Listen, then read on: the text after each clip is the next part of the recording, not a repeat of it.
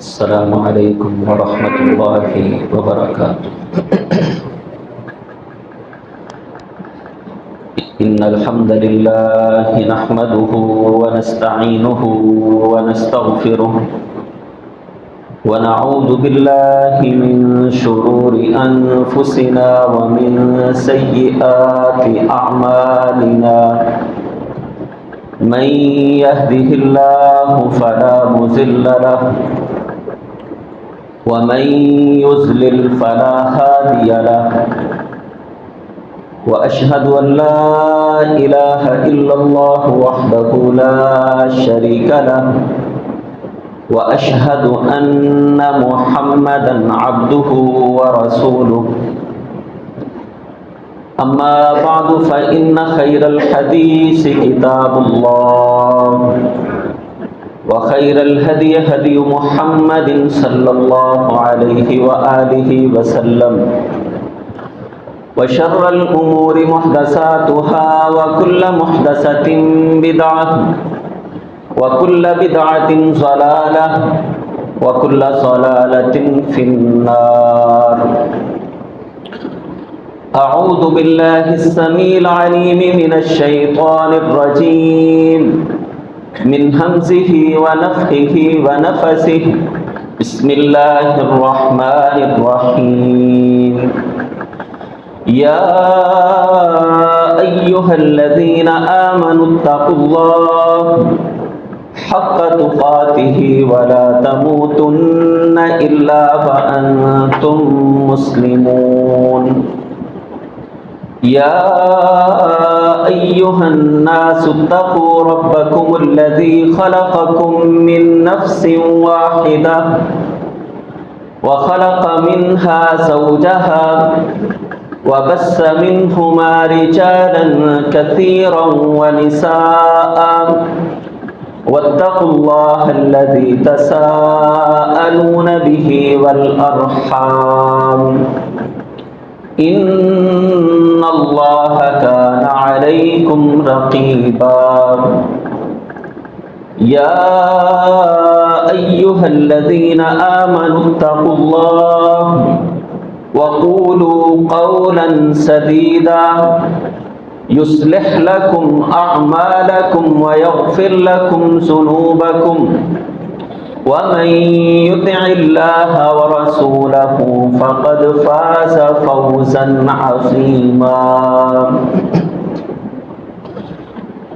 قال الله تعالى في القرآن المجيد والفرقان الحميد ومن يطع الله ورسوله يدخله جنات تجري من تحتها الأنهار خالدين فيها أبدا وذلك الفوز العظيم. ومن يعص الله ورسوله ويتعد حدوده يدخله نارا خالدا فيها وله عذاب مهين. قال النبي صلى الله عليه وآله وسلم من عمل عملا ليس عليه أمرنا فهو رد أو كما قال رسول الله صلى الله عليه وآله وسلم. हम्द व सना अल्लाह ज़ुल जलाल वल इकराम की ज़ात के लिए ख़ास है जो हम सब का खालिक व मालिक राज़िक व मुश्किल कुशा है। हम सब की इज़्ज़त ज़िल्लत नफ़ा नुकसान बीमारी और तंदुरुस्ती ज़िंदगी और मौत फ़कत अल्लाह ज़ुल जलाल वल इकराम के हाथ में। वो अता करने पे आए कोई रोक नहीं सकता, वो रोक ले कोई अता नहीं कर सकता है। दरूद व सलाम इमाम कायनात मुहम्मदुर रसूलुल्लाह सल्लल्लाहु अलैहि व आलिहि वसल्लम की ज़ात गिरामी पर। سامعین محترم، بھائیوں، دوستوں، بزرگوں، عزت مآب پردہ نشین اسلامی روحانی ماؤں اور بہنوں، آج کے خطبے میں جشن عید میلاد النبی صلی اللہ علیہ وآلہ وسلم کی حقیقت کے حوالے سے چند گزارشات آپ احباب کے گوش گزار کرنا چاہتا ہوں۔ سامعین محترم، میری اور آپ کی نجات آسمان سے نازل ہونے والے دین کے اندر موجود ہے۔ جو دین اللہ نے آسمان سے جبرائیل علیہ السلام کے ذریعے سے کائنات کے امام محمد الرسول اللہ صلی اللہ علیہ وآلہ وسلم پر 23 سال کے عرصے میں آسمانوں سے نازل کیا ہے، اگر دنیا کا کوئی انسان کامیابی چاہتا ہے، اسی آسمانی دین سے جڑنا کامیابی کی ضمانت ہے۔ وہ دین دو چیزوں کا نام ہے، ایک اللہ ذوالجلال والاکرام کا قرآن، اور دوسری چیز نبی مہربان جناب محمد الرسول اللہ صلی اللہ علیہ وآلہ وسلم کا فرمان ہے۔ صحیح بخاری کے اندر روایت موجود ہے، امام کائنات محمد الرسول اللہ صلی اللہ علیہ وآلہ وسلم فرماتے ہیں، ترکت فیکم امرین لن تضلوا ما تمسکتم بہما کتاب اللہ و سنتی، لوگوں میں تمہارے درمیان دو چیزیں چھوڑ کر جا رہا ہوں، تم کبھی بھی گمراہی کے سامنے نہیں کرو گے، تمہاری زندگی کے اندر ضلالت اور اندھیرے کبھی بھی شامل نہیں ہوں گے اگر تم دو چیزوں کو تھامے رکھو گے، ایک اللہ ذوالجلال والاکرام کا قرآن اور ایک نبی علیہ السلام کی احادیث اور آپ کا فرمان ہے۔ گارنٹی میری ہے، تم کبھی بھی گمراہ نہیں ہوگے۔ حضرات گرامی، یہاں سے یہ بات بھی سمجھ آتی ہے کہ جب دین قیامت تک کے لیے ہے، نبی علیہ السلام کے بعد نبوت آگے نہیں چل سکتی ہے، اور آپ علیہ السلام کا یہ فرمانا کہ تم کبھی گمراہ نہیں ہوگے، اس کا مطلب یہ ہوا کہ دین اسلام قیامت تک کے لیے اللہ نے محفوظ کر دیا۔ میری اور آپ کی کامیابی اطاعت مصطفیٰ کے اندر ہے۔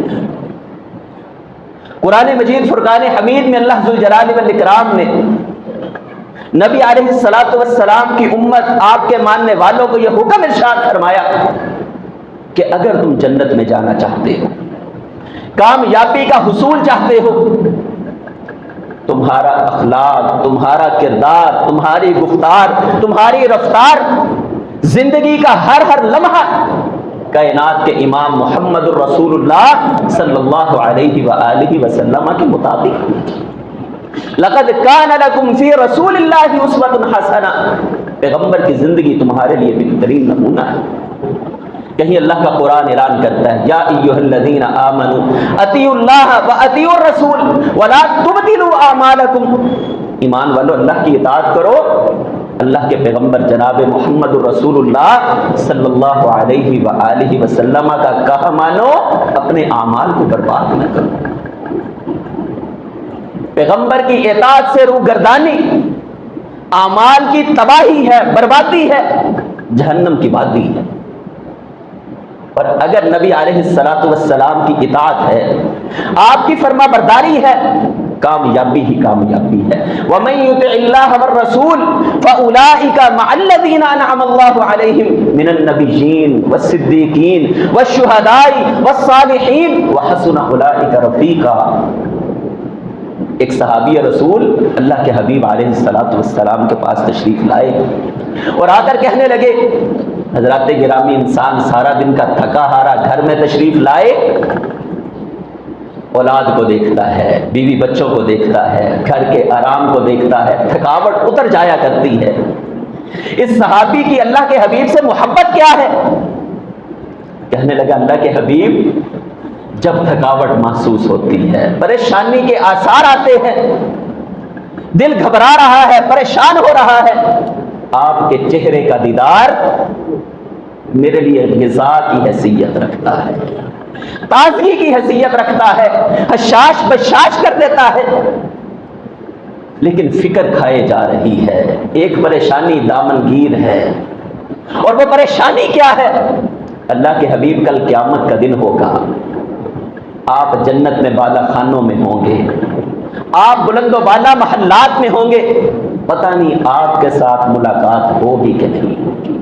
یہ پریشانی کھائے جا رہی ہے کہ دنیا کے اندر آپ کا چہرہ پریشانیوں سے نجات دیتا ہے، آخرت میں پتہ نہیں دیدار مصطفیٰ ہوگا کہ نہیں ہوگا۔ رسول اللہ صلی اللہ علیہ وآلہ وسلم نے قرآن مجید کی اس آیت کی تلاوت کی ہے، وَمَن يُطِعِ اللَّهَ وَالرَّسُولَ فَأُولَٰئِكَ مَعَ الَّذِينَ أَنْعَمَ اللَّهُ عَلَيْهِم مِّنَ النَّبِيِّينَ وَالصِّدِّيقِينَ وَالشُّهَدَاءِ وَالصَّالِحِينَ وَحَسُنَ أُولَٰئِكَ رَفِيقًا۔ پیارے، پریشان ہونے کی ضرورت نہیں ہے، گھبرانے کی ضرورت نہیں ہے۔ جس چیز کی فکر تجھے کھا رہی ہے، فکر مند ہونے کی ضرورت نہیں ہے۔ انسان دنیا میں جس سے محبت کرے گا، جس سے اطاعت کرے گا، جس کے ساتھ پیار کا دم بھرے گا، کل قیامت کے دن اللہ اسی کا ساتھ عطا کرے گا۔ اگر دنیا میں تیری محبت میرے ساتھ، آخرت کے اندر بھی اللہ تجھے میرا ساتھ عطا کرنے والا ہے۔ پریشان ہونے کی ضرورت نہیں ہے۔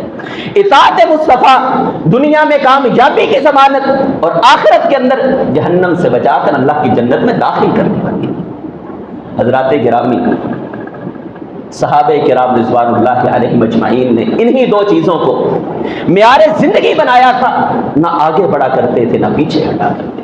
وَمَا آتَاكُمُ الرَّسُولُ فَخُذُوهُ وَمَا نَهَاكُمْ عَنْهُ فَانْتَهُوا۔ جو پیغمبر دے دے اسے لینا ہے، جس سے منع کر دے اس کے قریب نہیں جانا۔ نیکی وہ ہوگی جو اللہ کے حبیب بتائیں، نیکی وہ نہیں ہو سکتی ہے جو اپنی خواہش سے کی جائے۔ جو مجھے اچھی لگے، میرا معیار کچھ ہے، آپ کا معیار کچھ ہے، عبداللہ اور عبد الرحمن کا معیار کچھ ہے، دین بگڑ جائے گا۔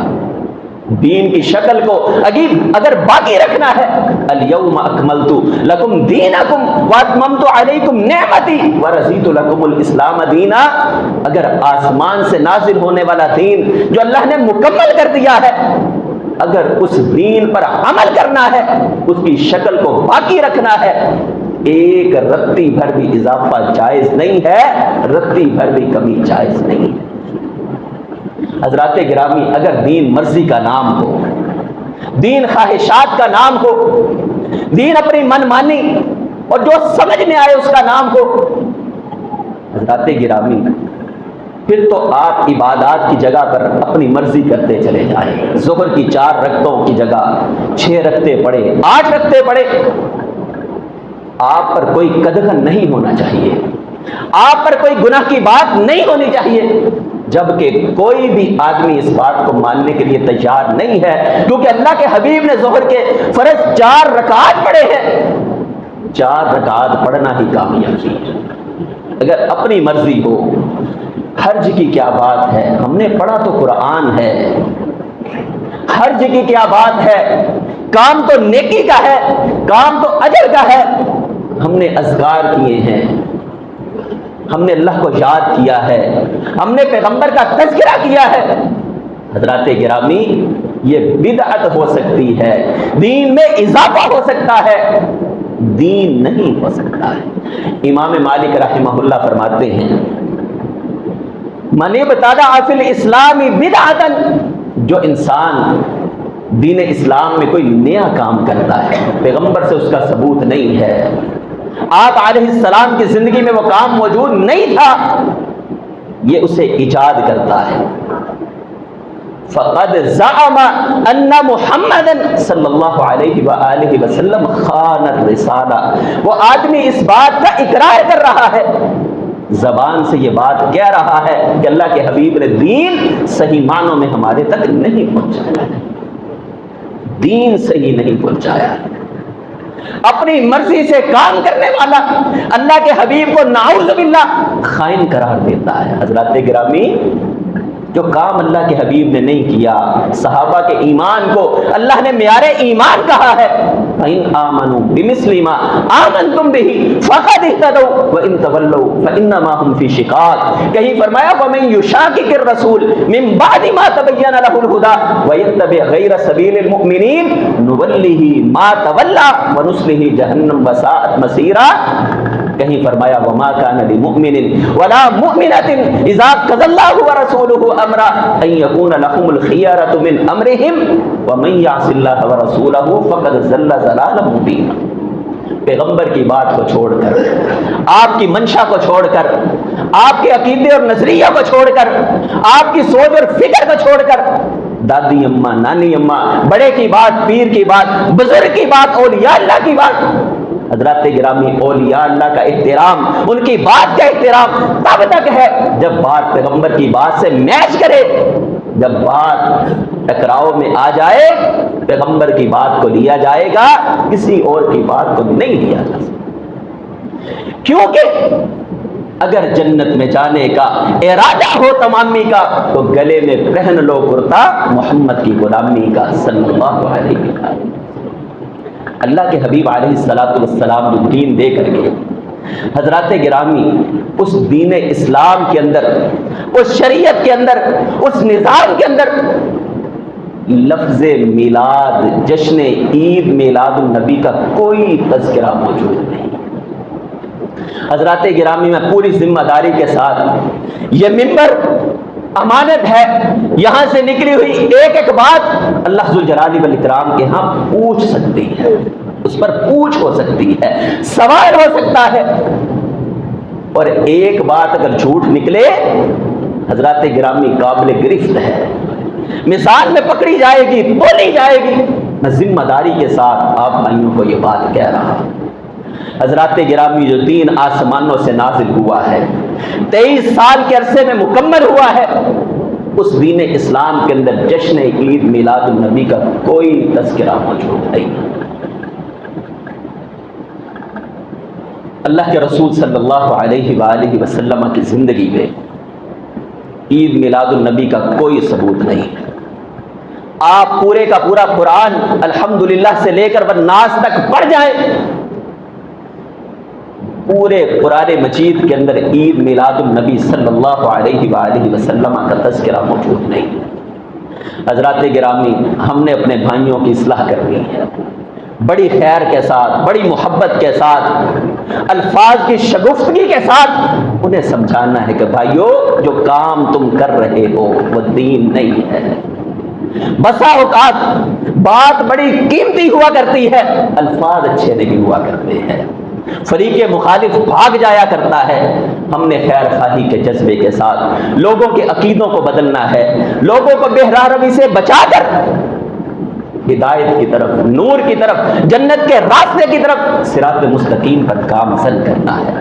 آپ اندازہ کیجئے، ابراہیم علیہ السلام جس گھر میں آنکھ کھولتے ہیں، باپ بت تراش ہے، بت گر ہے، بت بنانے والا ہے، لیکن الفاظ استعمال کیا کر، یا ابتی لما تعبد ما لا یسمع۔ ابا جان، کافر باپ کو مخاطب کیا ہے، ابا جان کہہ کر کیا ہے۔ رسول اللہ صلی اللہ علیہ وآلہ وسلم اپنے چچا کو مخاطب کرتے ہیں، یا امی قل لا الہ الا اللہ، چچا جان کلمہ پڑھ لیجئے، کلمۃ احاج لک بہا عند اللہ، اس کلمے کی وجہ سے کم از کم اللہ کے دربار میں کوئی بات کرنے والا تو بنوں گا۔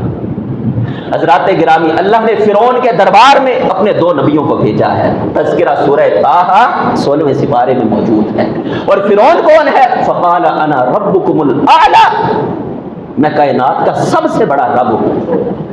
ہمارے انداز کیا ہے، تم کافر ہو، تم مشرک ہو، تم جہنم میں جانے والے ہو، تم بدعتی ہو، تم فلاں ہو۔ حضرات گرامی، بندہ دور بھاگتا ہے، علاج کے لیے والدہ بچے کے منہ میں دوائی ڈال رہی ہے، ساتھ چینی کا شربت کھولا ہوا ہے، الفاظ شاندار ہوں، دلائل بہترین ہوں، الفاظ شگفتہ ہوں، بڑے کی عزت اور احترام ہو، اللہ کے فضل و کرم سے آپ کی بات اثر کرے گی۔ اللہ نے اپنے دو نبیوں کو، موسیٰ و ہارون کو، فرعون کے دربار میں بھیجا ہے، اور اللہ کیا فرماتے ہیں؟ فقولا، تثنیہ کا صیغہ ہے، فقولا، تم دونوں نے کہنا ہے، قولا، بات، لینا، بڑی نرمی کے ساتھ بات کہنا، لعلہ یتذکر او یخشی، شاید کہ تمہاری بات نرم انداز فرعون پر اثر انداز ہو جائے، فرعون بدل جائے۔ تو ہم نے اپنے بھائیوں کی اصلاح کرنی ہے۔ حضرات گرامی، اگر چند دلائل آپ احباب کے سامنے رکھنا چاہتا ہوں، اگر اللہ کے حبیب علیہ الصلاۃ والسلام نور ہیں، جیسا کہ ہمارے بھائیوں کا عقیدہ ہے کہ آپ علیہ السلام نور ہیں، تو مجھے بتائے کہ ولادت نور کی ہوا کرتی ہے کہ بشر کی ہوا کرتی ہے؟ اگر آپ نور ہیں، جبرائیل کی ولادت کیا ہے؟ جبرائیل کے والدین کون ہیں؟ میکائیل کے باپ کا نام کیا ہے؟ ولادت بشر کی ہوا کرتی ہے، ولادت نور کی نہیں ہوا کرتی۔ اگر آپ نور ہیں، ولادت نہیں ہے، اگر آپ بشر ہیں، تو بتایا جائے جب نبی علیہ الصلاۃ والسلام پیدا ہوئے بحیثیت محمد پیدا ہوئے ہیں یا بحیثیت محمد الرسول اللہ پیدا ہوئے؟ آپ علیہ الصلاۃ والسلام تو 40 سال کے بعد یا ایھا الناس قولوا لا الہ الا اللہ محمد الرسول اللہ، تو آپ علیہ الصلاۃ والسلام 40 سال کے بعد بن رہے ہیں۔ اگلا سوال یہ ہے کہ بھائیو، اگر عید میلاد النبی صلی اللہ علیہ وآلہ وسلم جائز ہے تو عید میلاد موسیٰ علیہ السلام جائز کیوں نہیں ہے؟ عید میلاد عیسیٰ علیہ السلام جائز کیوں نہیں ہے؟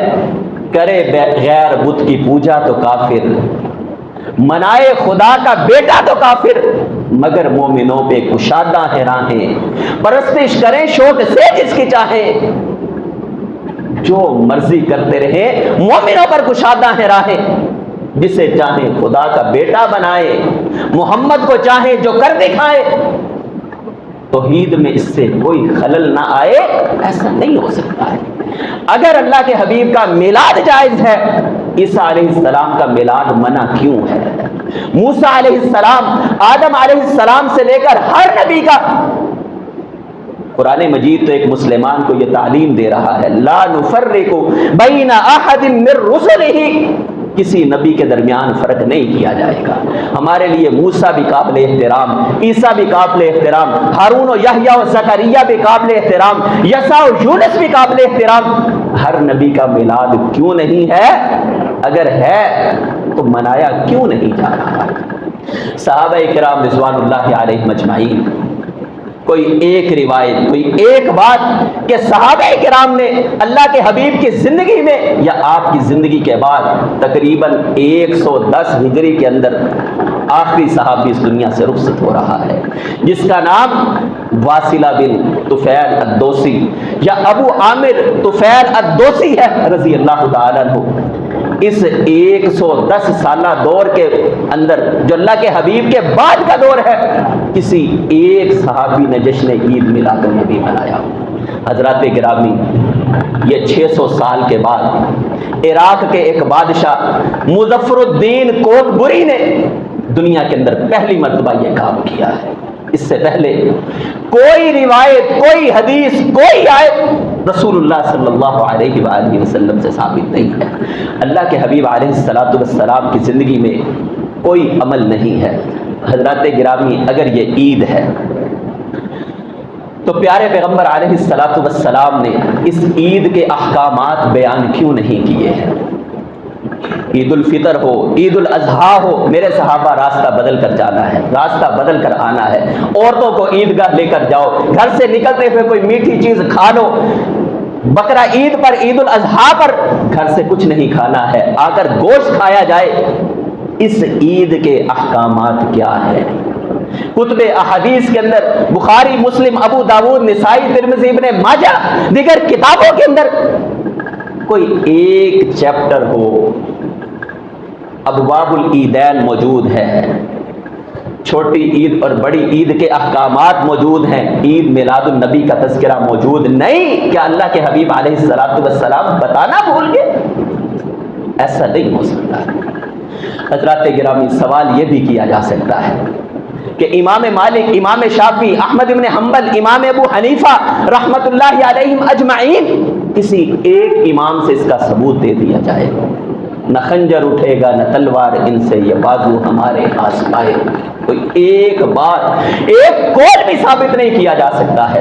حضرات گرامی، بات دور چلی گئی، ہم بر صغیر میں آئیں اور یہاں پر آ کر پوچھیں امام احمد رضا خان بریلوی رحمت اللہ علیہ سے، اللہ اس بندے کی حسنات کو قبول فرمائے، سیئات سے در گزر فرمائے۔